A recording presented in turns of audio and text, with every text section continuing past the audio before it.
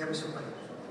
Mai més tindré sensació de soledat després d'aquest caliu i d'aquesta calor en aquest lloc tan especial. Amics i amigues, aquí hi ha autoritats, però bàsicament em surt dir amics i amigues meus, del barri, de Barcelona i de Silici, d'Alexandre Silici.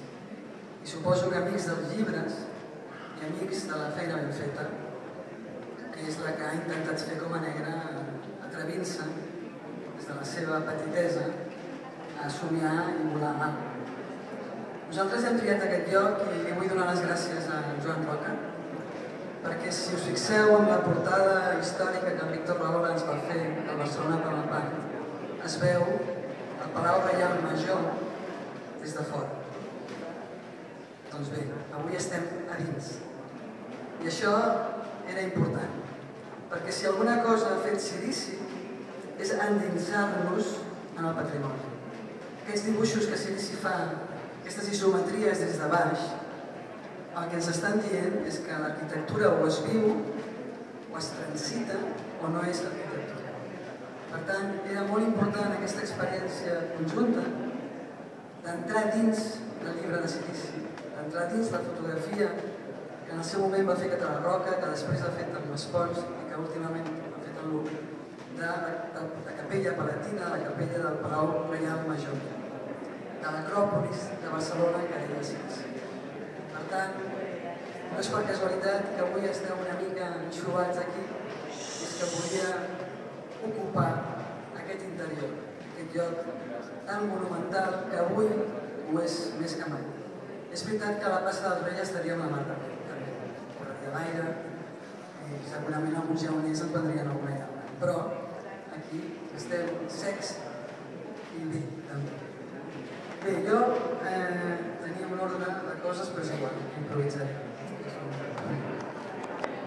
En primer lloc, després d'agrair-li a Joan Roca acollir-nos dins de les fotografies d'en Espons, de Català Roca i de Rahola i de Luc, i d'entrar dins del patrimoni, agrair-li a Joan Sala que sigui un garrotxí que faci associacions d'idees absolutament inversemblants. Associar-me a mi a Silici va ser una associació d'idees que hi sabrà per què, ja ho ha intentat explicar, però per mi va ser literalment com si del cel Silici em donés nom.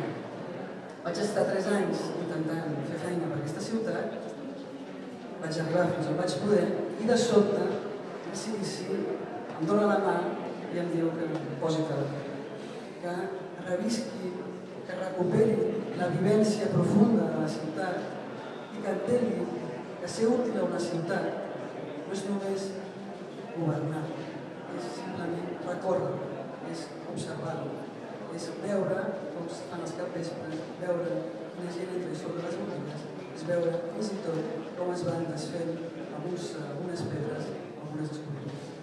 Per tant, a mi, en Silici, m'ha salvat literalment d'algun moment una mica de desconcert de què s'ha de fer per treballar per la ciutat.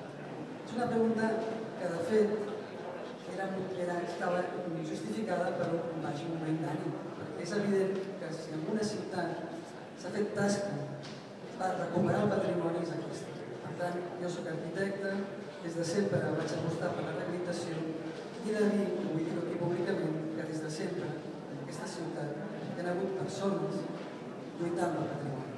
Els moviments veïnals en el seu moment, molts arquitectes, molts aparelladors i finalment en l'etapa democràtica, quan entre altres coses el senyor Boïgues diu publiquem el català, fem-lo arribar a la gent. Quan ens el retorna, apareix en l'organització de l'Ajuntament un departament de patrimoni i un departament d'un institut de paisatge urbà. Jo no volia deixar de dir que aquestes persones, aquests professionals, molt pocs, em van canviar la vida. Jo era estudiant d'arquitectura, veia que a Barcelona recuperaven coses, veia que es feien criteris i això m'estimulava a confiar en que realment era possible reviure l'esperit col·lectiu de recuperació de la ciutat. Vaig sentir que formava part d'un col·lectiu veïnal, professional, institucional que recuperava la ciutat. Per això el meu desconcert, quan de sobte aquesta recuperació, aquest estar dins del patrimoni, és viscuda una mica des de fora, una mica des del consum ràpid i momentani d'aquestes meravelles. Per això potser en la meva aportació i actualització del llibre veureu algunes petites preguntes fetes a l'aire sobre si no hauríem de tornar a aprendre'ns a Cirici, aprendre a veure Barcelona i el patrimoni com Cirici i intentem que aquell que camini per Barcelona el camini a poc, amb mirada atenta i amb exigència de coneixement i cultura. Com hem fet aquesta aventura tan estranya i difícil de recuperar Cirici? L'hem plantejat com una restauració. El llibre de Cirici és un monument, està clar, després de tants anys el sentim com a patrimoni. Per tant, és un monument i la intervenció sobre ell és clarament intervenció en el patrimoni. Intervenció en el patrimoni volia dir restaurem el llibre de Cirici, marquem allò on han passat coses que han canviat, fem un llibre annex que actualitzi aquestes coses. Però posem-nos al costat de Cirici. Caldrien 15 Itzias González per arribar a la redacció i coneixement d'un Cirici.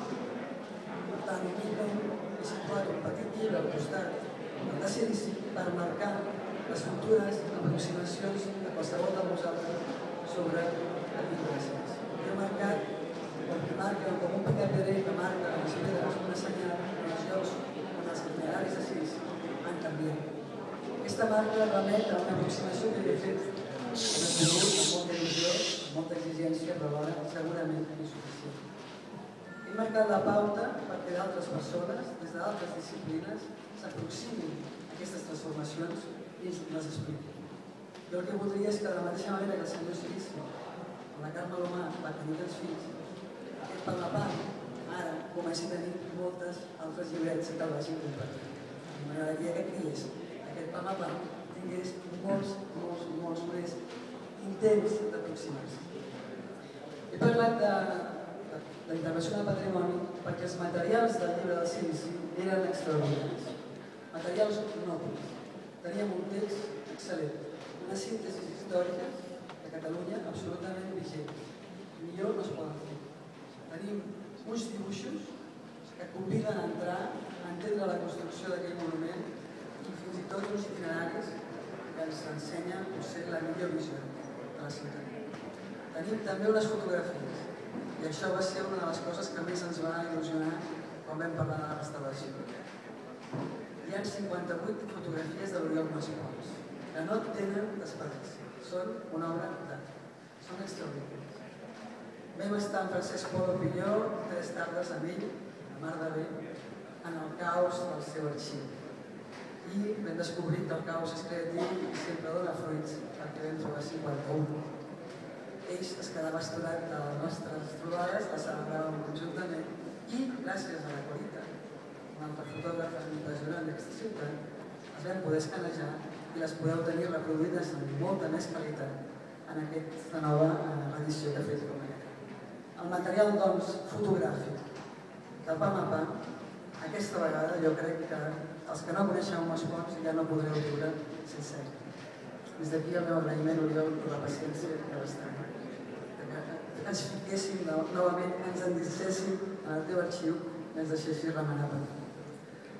Un altre element importantíssim de Pam a Pam, el disseny. Els Ciricis tenim una sensibilitat, una dada especial, un gran respecte pel disseny, per la forma, per la conformació de les coses. I efectivament, el disseny del Barcelona Pam a Pam de l'any 71 va arribar al cor de tothom i als ulls de tothom gràcies, entre altres coses, del treball extraordinari del Víctor Rahola. Víctor Rahola és un arquitecte que ja està allunyat de la universitat, però que havia estat professor meu. Un arquitecte que jo el recordava perquè era alt i portava pantalons vermells, i això era motiu suficient.